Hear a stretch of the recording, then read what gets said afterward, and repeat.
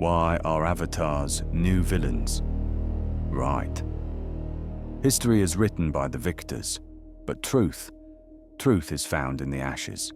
You clicked on this video because you suspect something about the upcoming Avatar movie doesn't fit the usual good versus evil narrative. And you are right. The new antagonists, the Ash people, represent a state of existence we talk about constantly on this channel, the state of being Ashen. It is the moment entropy ends and reality begins. Why are these new villains right? Because while Jake Sully fights for a planet, the Ash people are fighting a much darker, much more relatable war. The war against a god that left them to die. And now, the world's largest cinematic universe is turning its gaze toward this very narrative. James Cameron's upcoming opus, Avatar: Fire and Ash, is not simply a continuation of a blockbuster franchise. It is a cultural mirror. The introduction of the new Na'vi clan, the Ash people, or the Mangkwan Clan, serves as a perfect vessel for the philosophy we explore here at Ashenparables. Today, we are not just talking about a movie. We are dissecting the dark reality lying beneath a billion-dollar facade.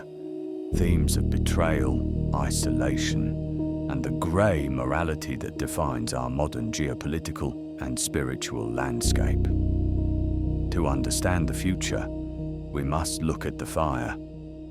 According to exclusive leaks and production details, the Ash people inhabit the volcanic wastelands of Pandora. They are distinct, not just in their grey, soot-covered skin, but in their ideology.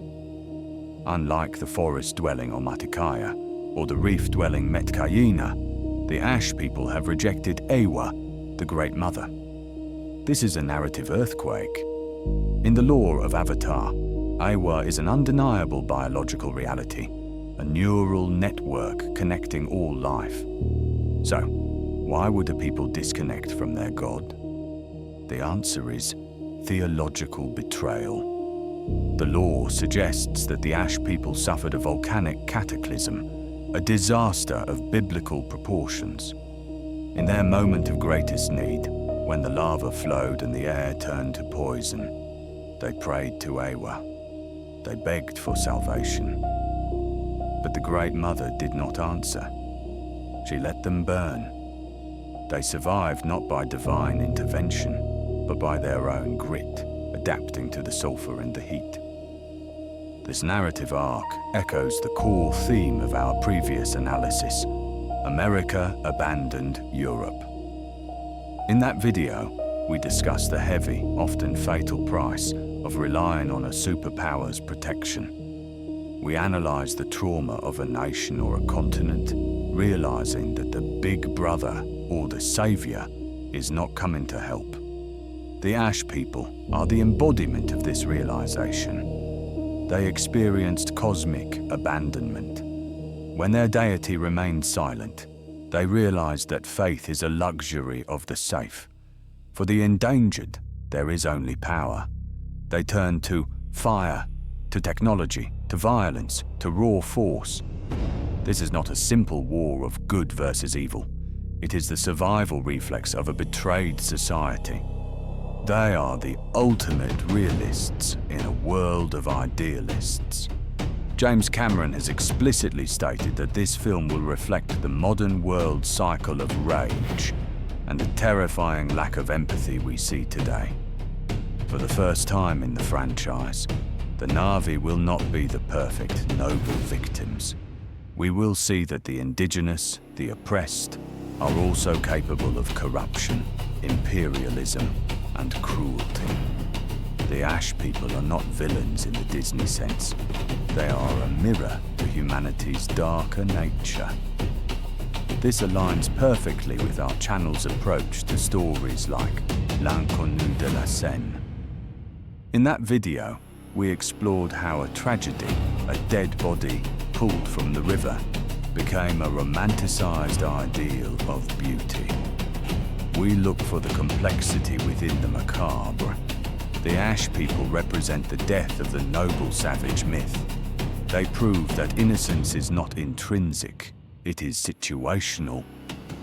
When you strip away the lush forests and the abundant oceans, when you force a society to live on the edge of a volcano, their morality shifts. Truth is rarely black or white. It is often an ashen grey. Are the Ash people truly evil? Or are they merely the disillusioned? Are they the villains? Or are they simply the only ones brave enough to admit that the system, Eywa, is broken? This question mirrors our modern geopolitical landscape, where alliances fracture and nations turn inward, embracing nationalism and aggression because they feel the global order has failed them. We must also consider the Promethean aspect of this story.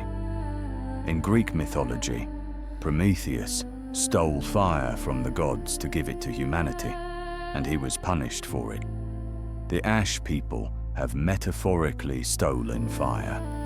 They have taken control of their own destiny, refusing to be pawns in a biological network that treats them as expendable. In doing so, they have become ashen, stripped of the vibrant blues and greens of Pandora, left with the grey of independence. Finally, consider the metaphysics of the release window. The film is scheduled for December 19th, precisely occurring during the week of the winter solstice. This is the longest, darkest night of the year in the Northern Hemisphere. Historically and archaeologically, this is a time of fear and reverence. Ancient cultures lit fires to beg the sun to return. It is poetic, perhaps intentional, that we will witness fire and ash at this exact moment in time.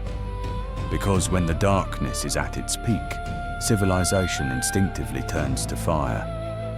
And in the language of history, fire often means war, industry, and destruction. It means burning down the old to survive the cold. As the Disney marketing machine roars to life, millions of people will be searching for the meaning of ash. They will be looking for spoilers and action figures.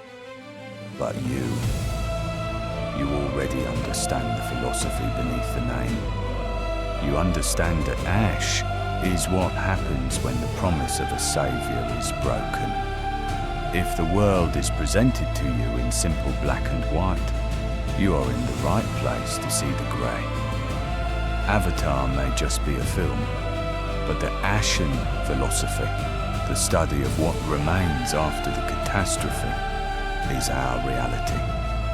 We are all, in some way, living in the volcanic wasteland, waiting for a savior that may never come, and deciding whether to light the fire ourselves. If you found value in this analysis, if you want to understand the deeper currents of betrayal and strategy that shape both our fiction and our reality, make sure to explore our other videos. We dissect what others ignore. This is Ashenparables. Welcome to the grey.